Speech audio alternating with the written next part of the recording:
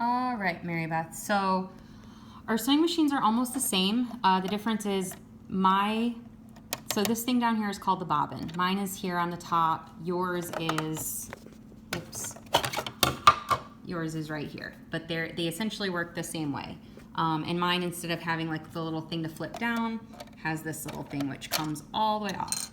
So the bobbin inside is gonna look just like yours, but yours is actually in like a metallic case, so it's got like one extra thing that goes over top of it. What you want in the end, if you can see on mine, so one of these threads is coming from the thread that's through the needle, and the other one, you can see the bobbin spinning when I pull it, is coming from the bobbin. So what you have to do is get the little bobbin thread to come up here. And I'm gonna take mine out to show you how to do that really easily.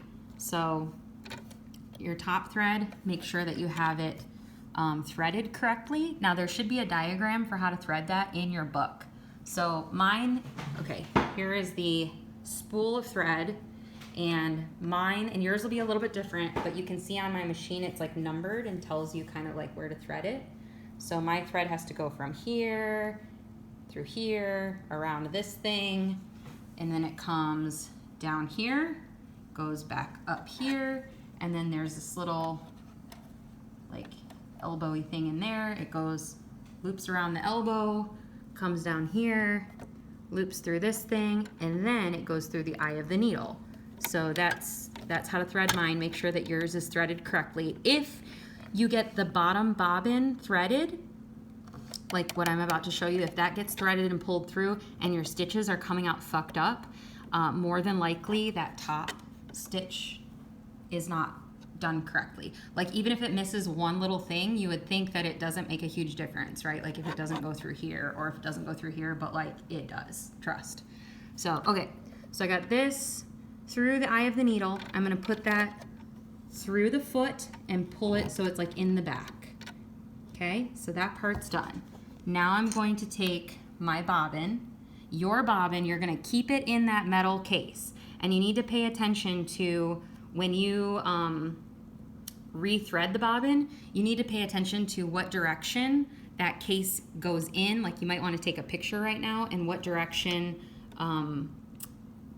the thread goes, because that may be different. It's probably the same as mine, but it could be different. So on mine, if I were to pull the thread, then the bobbin would spin counterclockwise. So when you pull your thread, I assume that yours would also be going counterclockwise, but if you can like see that, like take a look at it visually just so you know, it'll save you a lot of headache later. Okay, so I'm gonna drop mine in here like yours already is, and you can see how the thread is, whoops, it's right here. So on mine, because I don't have that little metal casing over it, I have to pull it along here. You see where this little arrow is? So yours is in a little case, so you shouldn't have to do anything, but you're gonna hold the thread just like this. Amber, stop. Let me set this up so that it stays, so I can use two hands. Let's see. Okay, hopefully you can see. Looks like you should be able to. Oops. Okay. Sorry, Mary Beth.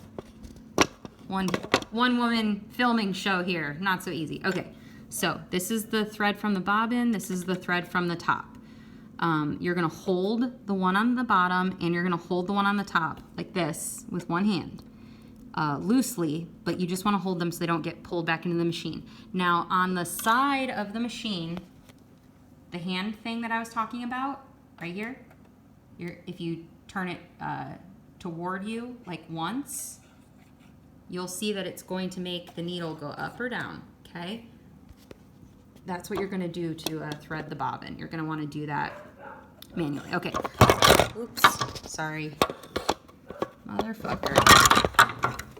Hold on, technical difficulties here. I don't know why any of these fucking animals can't just film this for me. Jesus. Look at this one. She's just sitting there like, whatever. Looks like you're having a rough time. That sucks.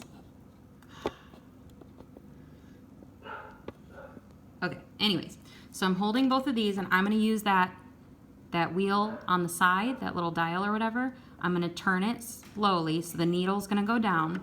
And what that's going to do is that's going to take the thread from the top, and you're going to see inside it's going to start to catch the thread that's on the bobbin. So as soon as it catches, let go and stop turning, and then take your top thread and slowly pull it, and if you watch, it's caught the bottom.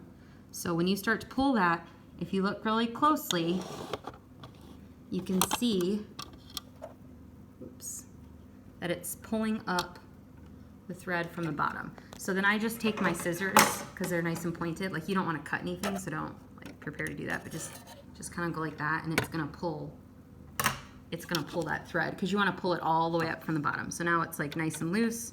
I can pull that. Amber, stop. Oops. Stop, kitty.